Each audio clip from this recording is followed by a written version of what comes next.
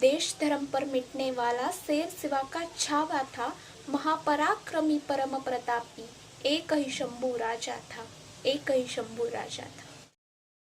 ही शंभो भारत गाथा शिवपुत्राची ह्या छत्रपती संभाजी महाराज यांच्या जीवनावरील रचलेल्या महाकाव्याच्या प्रकाशनानिमित्त जागर हिंदुत्वा यूट्यूब चॅनल आयोजित भव्य राज्यस्तरीय वक्तृत्व स्पर्धा।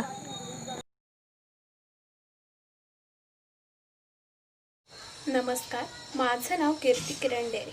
श्री शंभो भारत गाथा शिवपुत्राची यांनी आयोजित केलेल्या राज्यस्तरीय ऑनलाईन वक्तृत्व स्पर्धेत मी सहभागी होत आहे। माझा विषय आहे शंभूराजे एक आदर्श पुत्र।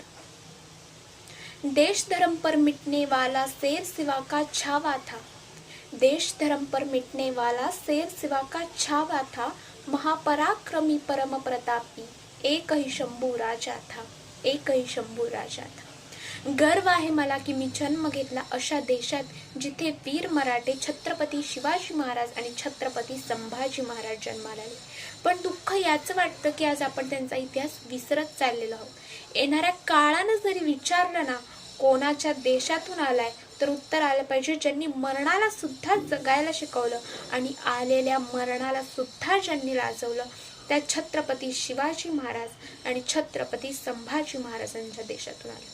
अहो, हे पिता पुत्र स्वराज्यासाठी प्राण त्याग करायला तयार होते, प्रत्येक वेळी आपल्या प्राणाची बाजी लावत होते। पण इथलेच लोक इतके लाचार झाले होते की त्यांनी वतनासाठी राजांशी दगा केला। संभाजीराजे यांचे मेहुणे येसुबाईंचे बंधू वतनासाठी मोगलांना जाऊन मिळाले। हे शंभूराजांनी हेरलं तेव्हा येसुबाई म्हणाल्या, राजे, स्वराज्याला स्वभाग्य आणि स्वभाग्याला स्वराज्य समजतो, फितुरीची गय नको। आणि राजे शिर्कांचा मुकाबला करण्यासाठी शृंगारपूरला गेले। शिर्क्यांचा शिरकान उद्ध्वस्त करून टाकलं आणि गणोजी मुघलांकडे पळून गेले। संभाजीराजांना माहीत नव्हतं औरंगजेब आपली पहिली चाल यशस्वी खेळला। संभाजीराजांना रायगडावर पकडणं शक्य नव्हतं, त्यामुळे त्यांना रायगडाच्या बाहेर काढायचं होतं। राजे पन्हाळगडावर पोहोचले। पन्हाळगडावर पोहोचताच एक हेर तिथे आला आणि म्हणाला, राजा रायगडाला इगतखाने घरा घातलाय। तेव्हा चमकले राजे आणि म्हणाले, राजे व महाराणी साहेब तिथे आहेत, लोगोलोग निघायला हवं। ही औरंगजेबाची दुसरी चाल।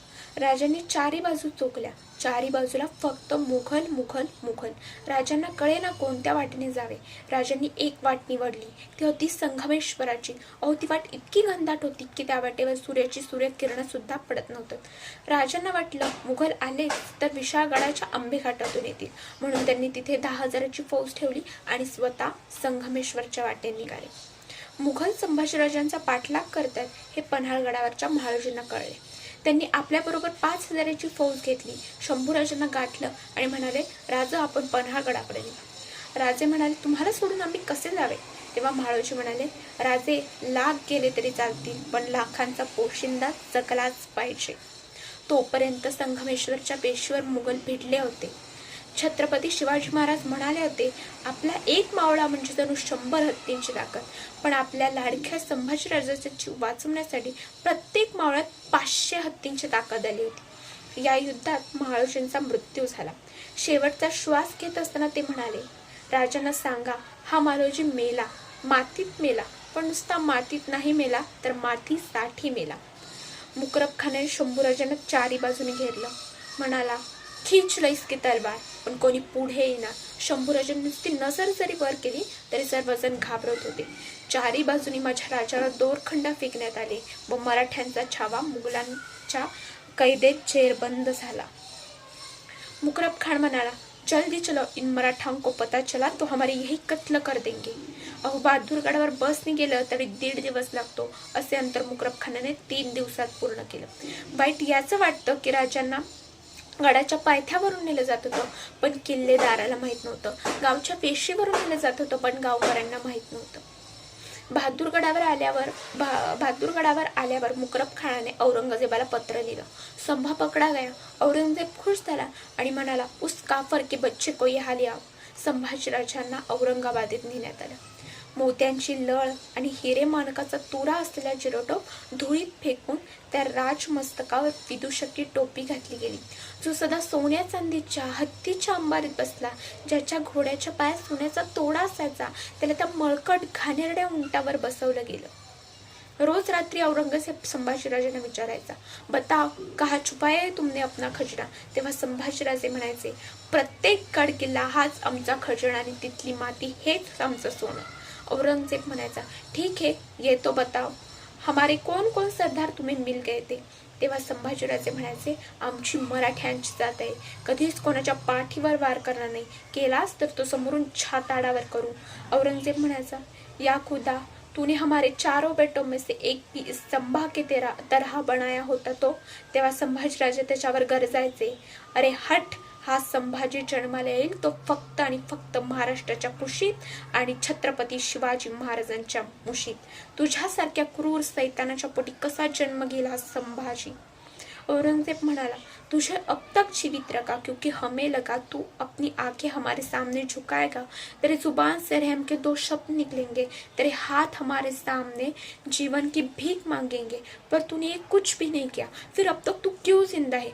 निकाल डालो इसकी आंखें बहुत चमकती है, काट डालो इसकी जुबान बहुत बोलती है. असं म्हणत राजांच्या डोळ्यात सुळ्या खुपसण्यात आल्या, त्यांची जीभ छाडण्यात आली, हात छाडण्यात आले, पाय छाडण्यात आले आणि शेवटी 11 मार्च 1689 रोजी एक प्रजाहितदक्ष राजा, शूर आबांचा शूर छावा, श्री सखी राज्ञी जयती असं म्हणणारा एक पती स्वर्गात विलीन झाला. पण या छत्रपतींनी मुघलांच्या 5 लाख फौजेला 9 वर्ष पळता भुईथोडी केली. औरंगजेब मरताना म्हणाला, या खुदा हमने संभा की आंखें निकाल दी, पर हम अंधे हो गए. हमने संभा की जुबान काट डाली पर हम बेजुबा हो गए. हमने संभा की खाल खींच ली थी पर आज पता चल रहा है कि हमारी खाल खींची जा रही है.